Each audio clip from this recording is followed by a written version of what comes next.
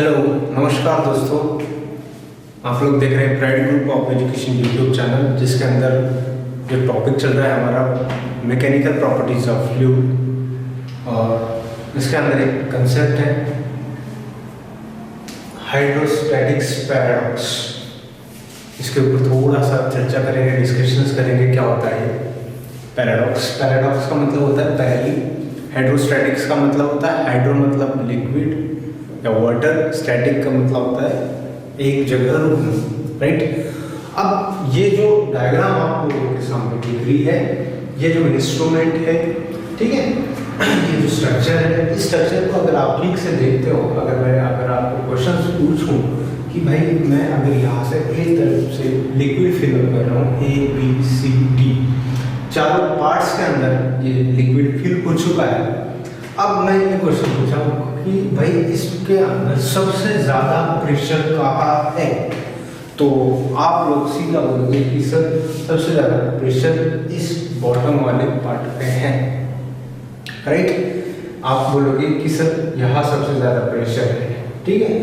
फिर कोई बोलेंगे कि सर यहाँ बहुत ज़्यादा प्रेशर है, फिर यहाँ है, फिर यहाँ है। अलग अलग के क्वेश्चंस आपके दिमाग में आएंगे, इसीलिए तो इसे बोलते हैं पैराडॉक्स, ठीक है। अब ये हमने इससे पहले जो कंसेप्ट पढ़ी थी लिक्विड कॉलम की, ठीक है। अब बस वही कंसेप्ट है। अब सीधा सा क्वेश्चन है कि भाई वाटर फिल करने के बाद में सबसे ज़्यादा प्रेशर नीचे वाले हिस्से में होगा या कहीं और होगा, तो इस क्वेश्चन का सही आंसर है कि भाई कहीं पे भी नहीं रहेगा, ना तो ए पे, बी पे, सी पे, डी पे, ना बॉटम पे, ना टॉप पे। इसका जो फोर्स है सभी जगह इक्वल रहेगा, और इक्वल फोर्स होने की वजह से हर एक मॉलिक्यूल क्या करेगा, इक्वल। मान लो कि एक मॉलिक्यूल है कहीं एक जगह, यहाँ ये 5 न्यूटन फोर्स अप्लाई कर रहा है, राइट। दूसरा मॉलिक्यूल भी कितना करेगा, 5, तीसरा भी कितना करेगा, 5। सभी एक दूसरे को क्या करेंगे, सेम इक्वल फोर्स एक्सर्ट करेंगे, इक्वल फोर्स, राइट। अब जब सब तरफ से फोर्स ही इक्वल है, तो मुझे बताओ प्रेशर भी क्या रहेगा, इक्वल ही रहेगा, राइट। तो फोर्स इसमें कोई भी पार्ट्स में अगर लेते हो ए बी सी डी या लोअर या बॉटम में, हर जगह प्रेशर क्या रहेगा, सेम रहेगा। क्यों? क्योंकि इसकी हाइट भी क्या है बेटा, सभी की लिक्विड की हाइट सेम, क्योंकि हमने पढ़ा था pressure is equal to rho for density, H for height of the liquid and G for the gravity of the earth. अब मुझे बताओ, चाहे इस कंपोनेंट का कोई भी साइड शेप स्ट्रक्चर कैसा ही हो, ठीक है, यहाँ साइड शेप इतना है, यहाँ चेंज हो रहा है, यहाँ चेंज हो रहा है, यहाँ चेंज हो रहा है। तो इस फॉर्मूले में हमने तो पहले पढ़ा था कि pressure is not depend upon the area of the body, ठीक है। तो एरिया पे डिपेंड ही नहीं है, चाहे एरिया कैसा ही हो, ठीक है, किसी साइज का हो, कैसा ही शेप हो, उस पर तो प्रेशर डिपेंड नहीं करता है। प्रेशर डिपेंड करता है किस पे, डेंसिटी। अब डेंसिटी तो लिक्विड की डेंसिटी क्या है, सेम ही। हाइट क्या रहेगा बेटा, सेम रहेगा। ग्रेविटी क्या रहेगी, सेम रहेगी, ठीक है। तो does not depend upon the shape of the vessel. तो प्रेशर हर जगह सेम रहेगा, ए पोजीशन पे, बी पोजीशन पे, सी पोजीशन पे और डी पोजीशन पे, क्योंकि हाइट सभी की कैसे इक्वल है। तो सिस्टम हमेशा क्या करती है बेटा, सिस्टम हमेशा इक्विलिब्रियम करती है, इक्विलिब्रियम, ठीक है। तो कोई भी मॉलिक्यूल कितना ही प्रेशर अप्लाई करे नेक्स्ट मॉलिक्यूल पे, तो नेक्स्ट मॉलिक्यूल भी उतना ही प्रेशर अप्लाई करेगा उसी मॉलिक्यूल के ऊपर, ठीक है। तो liquid in vessel C does not raise into the vessel of the B।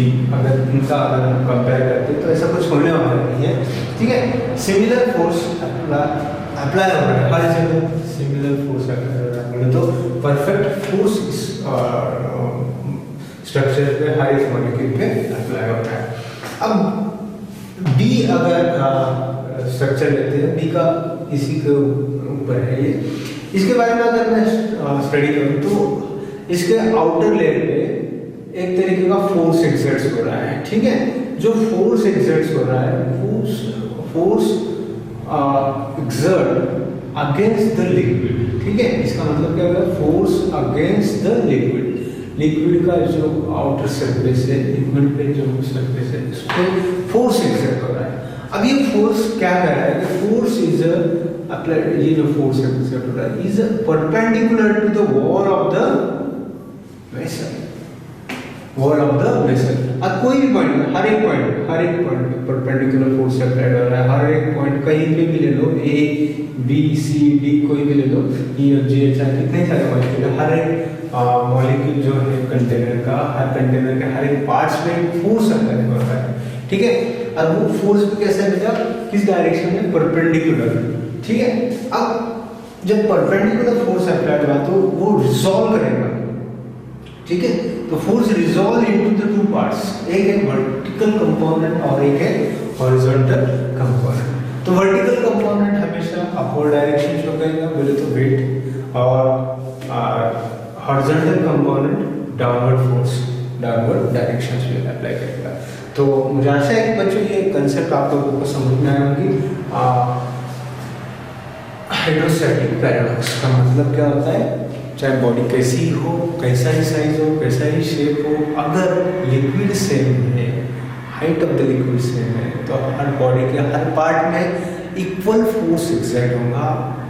मतलब हर एक बॉडी के हर एक पार्ट में, हर एक मॉलिक्यूल के जो प्रेशर अप्लाइड हो रहा है तो वो सेम होगा, इक्वल रहेगा, परफेक्ट रहेगा, ठीक है। यही कंसेप्ट है हाइड्रोस्टैटिक्स पैराडॉक्स। Thank you.